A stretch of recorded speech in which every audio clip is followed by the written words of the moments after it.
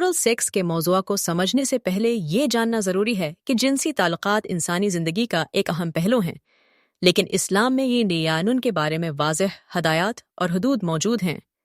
इस्लाम में जिनसी ताल्लुकात सिर्फ शादी के बंधन में रहते हुए जायज़ हैं और उसके लिए कुछ असूल व ज़वाबित मुकर्रर किए गए हैं।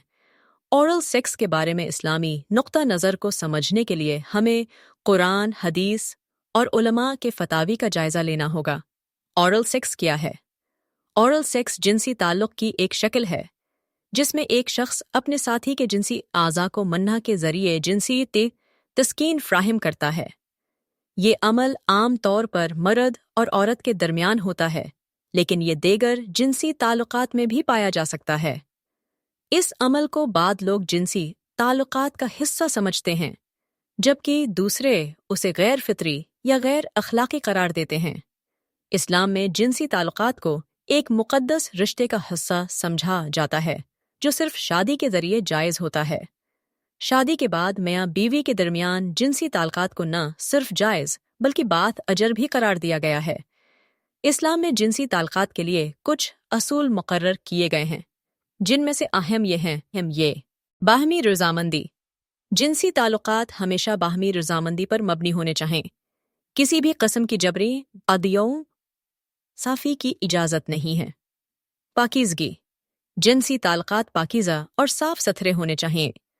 किसी भी किस्म की गंदगी या गैर फितरी अमल से परहेज़ करना चाहिए। सेहत का ख्याल। जिनसी ताल्लुकात में सेहत का ख्याल रखना ज़रूरी है। किसी भी ऐसे अमल से परहेज़ करना चाहिए जो सेहत के लिए नुकसानदेह हो। औरल सेक्स के बारे में इस्लामी उलमा के दरमियान मुख्तलिफ आरा पाई जाती हैं। बाद उलमा उसे जायज़ करार देते हैं, जबकि दूसरे उसे नाजायज़ या मकरूहा समझते हैं। इस इख्तिलाफ की बुनियाद कुरान व हदीस की तशरीह और फ़क़ही असूलों तनी बारबलुश है। बाद उलमा का ख्याल है कि अगर औरल सेक्स शोहर और बीवी के दरमियान बाहमी रज़ामंदी से हो और इसमें कोई गंदगी या नुकसान का ख़तरा न हो तो ये जायज़ हो सकता है। उनका इस्तिदलाल ये है कि शादी के बाद मियाँ बीवी के दरमियान जिनसी ताल्लुकात की मुख्तलिफ शक्लें जायज़ हैं, बशर्ते का वो बाहमी रज़ामंदी पर मबनी हों और किसी को नुकसान न पहुँचाएं। इन उलमा के नज़दीक कुरान व हदीस में जिनसी ताल्लुकात के हवाले से कोई वाज़ेह मुमानात नहीं है, इसलिए ये आतास अमल जायज़ हो सकता है। ताहिम उनका ये भी कहना है कि उस अमल में सफाई और सत का ख़ास ख्याल रखना चाहिए। दूसरे उलमा औरल सेक्स को नाजायज़ या मकरूहा करार देते हैं। उनका कहना है कि ये अमल गैर फितरी है और उसमें गंदगी का ख़तरा हो सकता है। इन उलमा के नज़दीक जिनसी ताल्लुकात की सिर्फ वह शक्लें जायज़ हैं जो फितरी हों और जिनमें कोई गंदगी या नुकसान का ख़तरा न हो। बाद उलमा का ये भी कहना है कि औरल सेक्स से सेहत के मसाइल पैदा हो सकते हैं, जैसे कि इन्फेक्शन या दीगर बीमारियां। इसलिए वो इस अमल से परहेज़ करने की ताकीद करते हैं।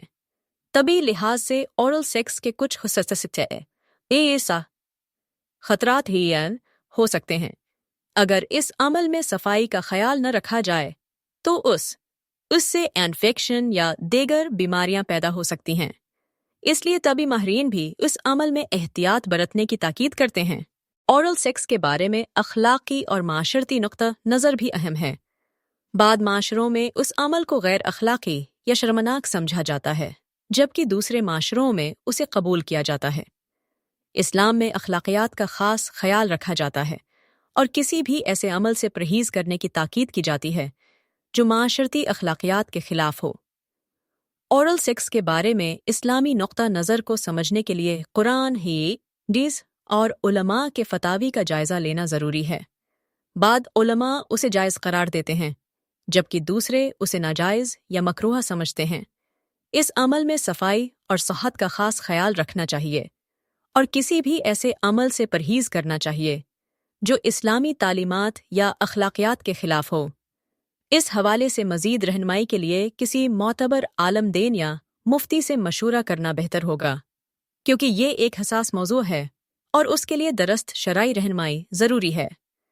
इस्लाम में जिनसी ताल्लुकात के हवाले से बुनियादी असूल ये है कि वो पाकीज़ा, महफूज और बाहमी रज़ामंदी पर मबनी हों। अगर किसी इन्हें अमल से सेहत को ख़तरा हो या वो इस्लामी तालीमात के ख़िलाफ़ हो تو اس سے پرہیز کرنا چاہیے۔